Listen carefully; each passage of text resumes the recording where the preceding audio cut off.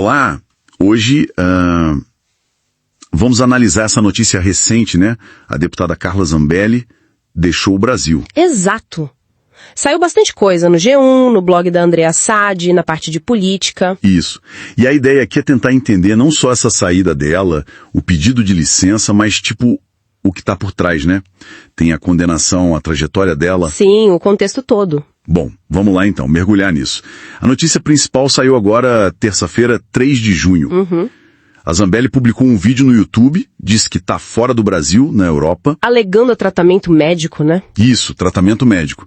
E falou que vai pedir licença do mandato. O que chama atenção é o timing, né? Isso veio só 20 dias depois da condenação dela no caso do CNJ. Exatamente. 10 anos de prisão pela invasão dos sistemas do Conselho Nacional de Justiça. Ela até mencionou Eduardo Bolsonaro, que também se licenciou. E tem um detalhe. A defesa dela disse que não sabe o paradeiro exato. Meio estranho, não? Pois é. E essa condenação, você pode detalhar um pouco mais? Foi dia 17 de maio, certo? Isso, 17 de maio, a primeira turma do STF condenou por unanimidade. Os crimes foram invasão do sistema do CNJ e falsidade ideológica. Falsidade ideológica, por quê? Porque a acusação diz que ela mandou, sim, orientou o hacker Walter Delgatti a colocar um mandado de prisão falso contra o ministro Alexandre de Moraes dentro do sistema. Nossa, pesado. Muito. E a consequência que o STF determinou foi a perda automática do mandato dela. Ah, mas aí entra aquela discussão, né?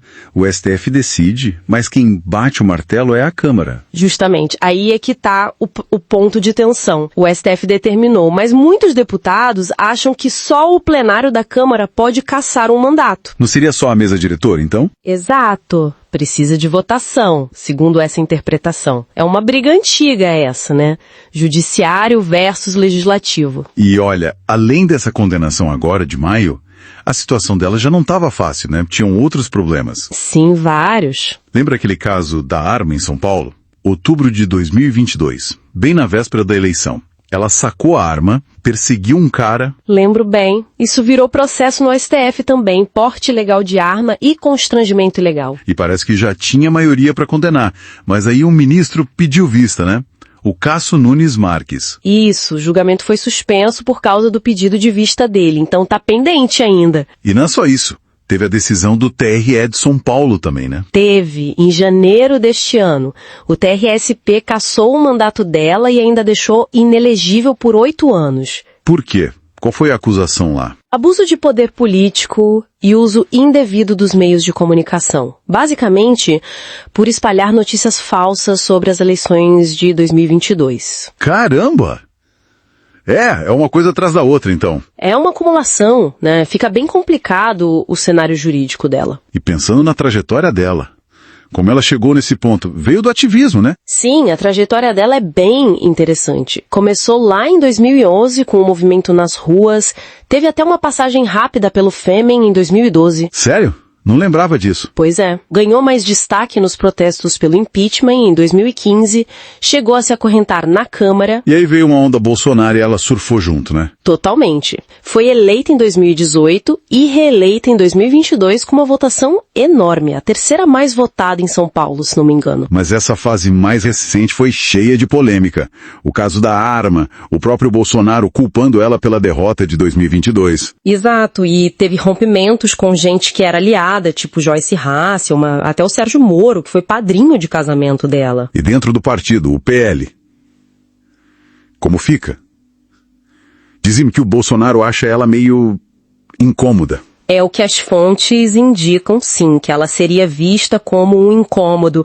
Mas, ao mesmo tempo, a expectativa é que a bancada do PL na Câmara acabe dando um suporte institucional para ela. Partido é partido, né? Entendi.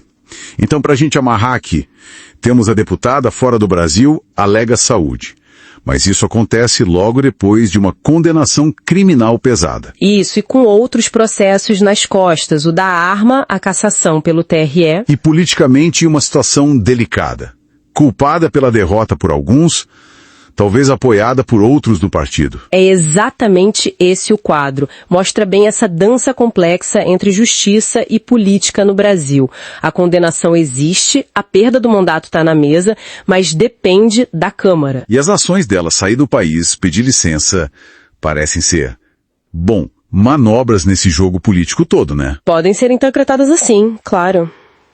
Reflete uma carreira de ascensão muito rápida, muito ligada ao bolsonarismo e também cheia de controvérsias intensas. Fica, então, sei lá, uma reflexão, né? Com esse histórico dela e essa decisão pendente na Câmara sobre a perda do mandato. O que isso diz sobre como as instituições funcionam? Tipo, a capacidade do Legislativo de fato, aplicar uma decisão judicial contra um dos seus. Pois é. É uma pergunta importante sobre os freios e contrapesos, né? Como eles funcionam na prática, especialmente em casos politicamente sensíveis como esse. Mostra a complexidade do nosso sistema.